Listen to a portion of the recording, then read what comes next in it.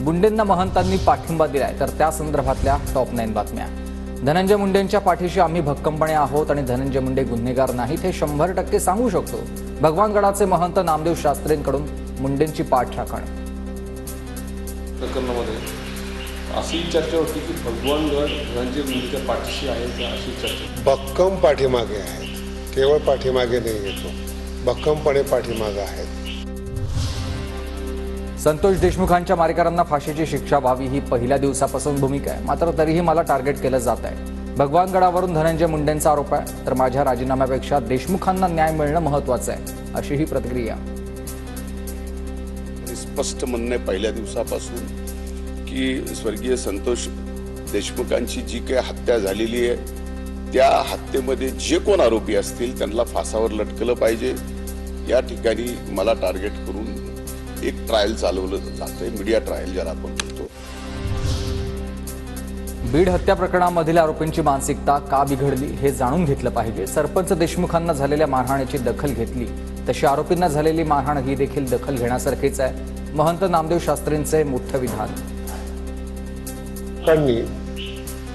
हे प्रकरण केलं, निघून हत्या केली, त्यांची मानसिकता का बिघडली ही मीडियाने का नाही दाखवलं? कारण की अगोदर त्यांना जी मारहाण झालेली आहे ते पण दखल घेण्याजोगी आहे। नामदेव शास्त्री हे संत कमी आणि धनंजय मुंडेंचे राजकीय सल्लागार जास्त आहेत। नामदेव शास्त्रींची भूमिका दुर्दैवी आहे आणि दीपक केदार यांचीही टीका। एक गडाचे 2 गड कसे झाले? तुम्हाला पंकजा मुंडे का चालत नाहीत? दीपक केदार यांचा नामदेव शास्त्रींना सवाल आहे। गडावरून स्टेटमेंट देणं हे समाजाला भडकवण्याचं षडयंत्र, दीपक केदारांचा आरोप। शास्त्रींचा इतिहास असा आहे की ते संत कमी आणि धनंजय मुंडेंचे राजकीय सल्लागार जास्त आहेत, त्याच्यामुळं ते त्याची पाठराखण करणारच। राजकारण होऊ नये म्हणून भगवानगडावर दसरा मेळावा बंद केला, असं कोणतं कारण होतं का तर राजकारण सुरू केलंय? मनसे नेते प्रकाश महाजनांचा नामदेव शास्त्रींना सवाल आहे। पंकजाला दसरा मेळाव्यासाठी गडाचे दार बंद केले, मग आज कोणचं कारण असं घडलं की ते दार पुन्हा राजकारणासाठी उघडले गेले? मी भगवान बाबा आणि नामदेव शास्त्रींचा आदर करतो। नामदेव शास्त्रींच्या वक्तव्यावर सुरेश धसांची प्रतिक्रिया।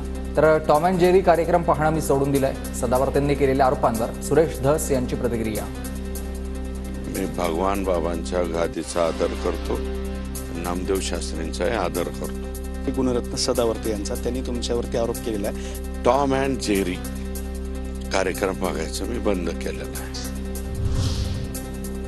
धनंजय मुंडेंची दुसरी बाजू नामदेव शास्त्रींना माहीत नसावी। धनंजय मुंडेंविरोधातील पुराव्यांची कागदपत्र मी महंत शास्त्रींपर्यंत पोहोचवणार, अंजली दमानी यांचं हे वक्तव्य आहे। कदाचित म्हणूनच माहिती नसावं, कारण त्यांच्या बरोबर काम करणाऱ्या लोकांना जर माहीत नव्हतं तर नामदेव शास्त्रींना माहिती असणं शक्यच नव्हतं।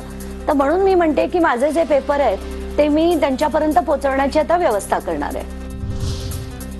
भगवानगडाच्या महंतांनी कुणाच्या पाठीशी राहावा हा त्यांचा अधिकार आहे। महंत सीआयडी नाहीत, ते 100% कसं सांगू शकतात की मुंडे गुन्हेगार नाहीत? खासदार बजरंग सोनवणेंचा सवाल आहे। महंत नामदेव शास्त्रींचं वक्तव्य दुर्दैवी, खून केलेल्यांना सोडून द्या असं त्यांना म्हणायचंय का? वर आता आरोपींनीच माणूस मारून टाकलाय, त्याविषयी भावना नाहीत का? जरांगेंचा हा सवाल आहे। असं तर ही दुर्दैवी गोष्ट आहे, म्हणजे खून केलेल्याचा आनंदही की काय असा त्याचा अर्थ होतो आणि गुन्हेगारांना सोडून द्या असाही त्याचा अर्थ होतो।